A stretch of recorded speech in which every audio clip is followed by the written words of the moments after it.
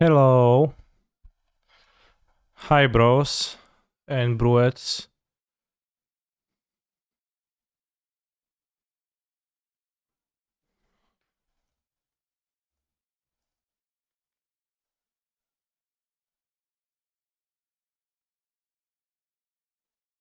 Hello, Nidor 82.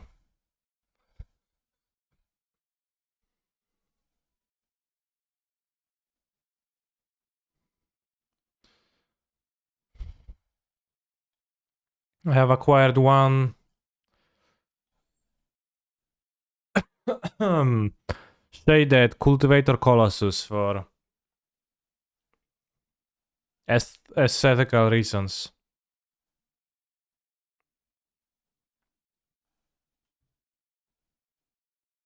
So we'll play a league, and if I match against Death Shadow, I'll try boarding out amulets, bros.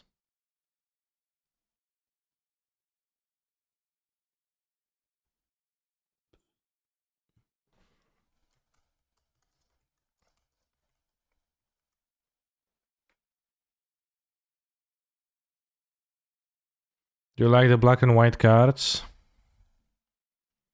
Yes, but I'm not sure if I like them ironically or unironically.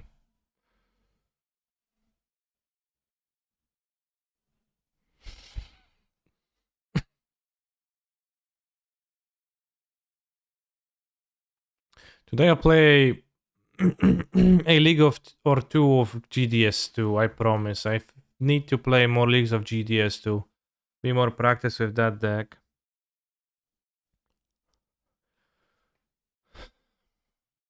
Hello streamer, it is my birthday today. Can I get a happy birthday?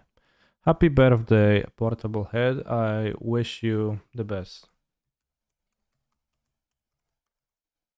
And one more round. One more for one more round of sand.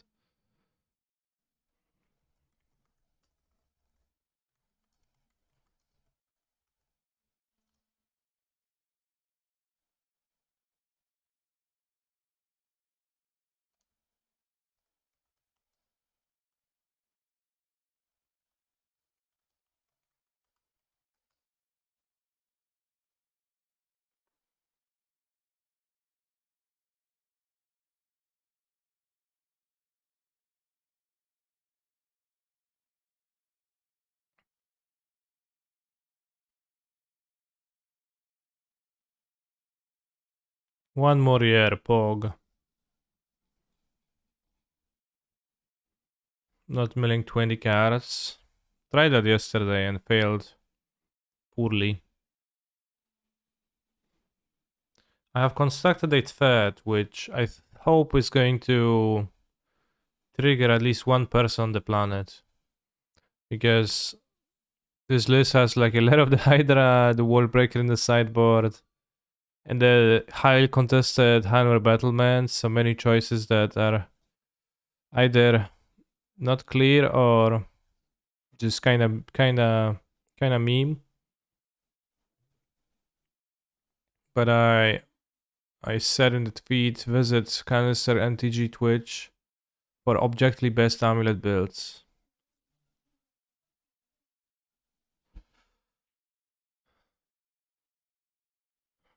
Trying the wrong game, yeah. I guess. Are you hyped for Hatsune Miku X MTG Secret Kamigawa Neon Lair? I didn't know it's gonna be a secret lair. Or is it still unknown that it's a secret lair? Hatsune Miku Magic the Gathering Kamigawa. Right, Crunchyroll.com. Magic the Gathering teases Hatsune Miku collaboration. Today's on the game's official French Twitter account, new Kamigawa Neon Destiny image was posted showing Miku against a Kamigawa backdrop and surrounded by MTG cards. We'll tell you everything around 3 p.m. So in 3 hours? Okay, Pog. Gorgura Shark Typhoon when? Probably never.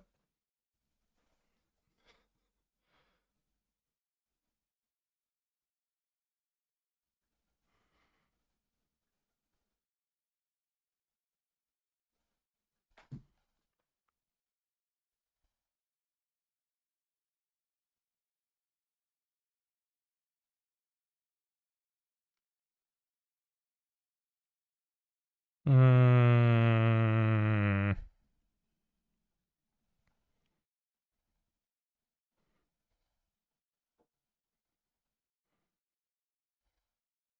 It's not the fast. I mean, I guess it's a bit weak. It might be better to play out this castle turn one rather than Urza Saga. You get, for example, super discarded or something.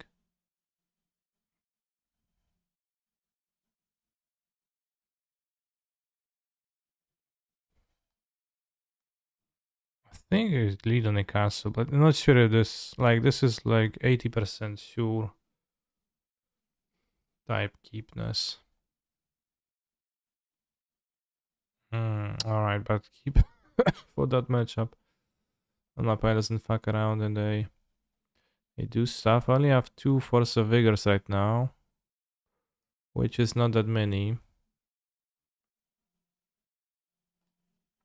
So I might just lose to not playing the Saga turn 1 against this individual. It did not reveal a companion, so I guess like the odds that this is gonna be good to hold were lower. Ooh, not floating.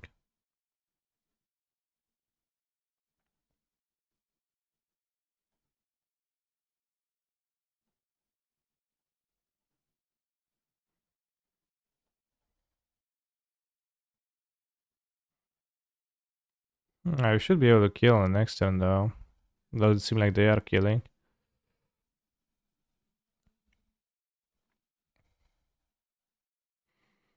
So get Amulet, play land, play Titan, Ace with the Valakuts, yeah, they're super dead.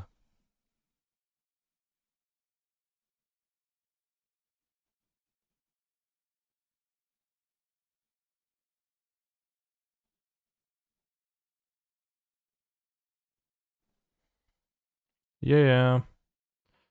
Game actions, yeah, yeah.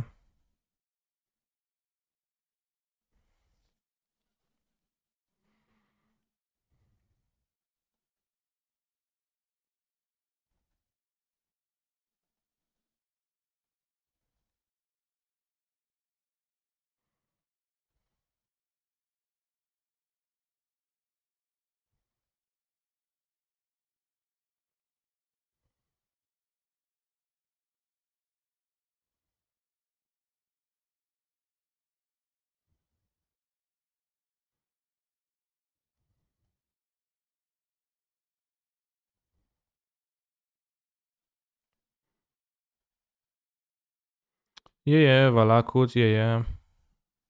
Valakut searching. Yeah, yeah, 2 Valakuts. Yeah, yeah, 12 damage.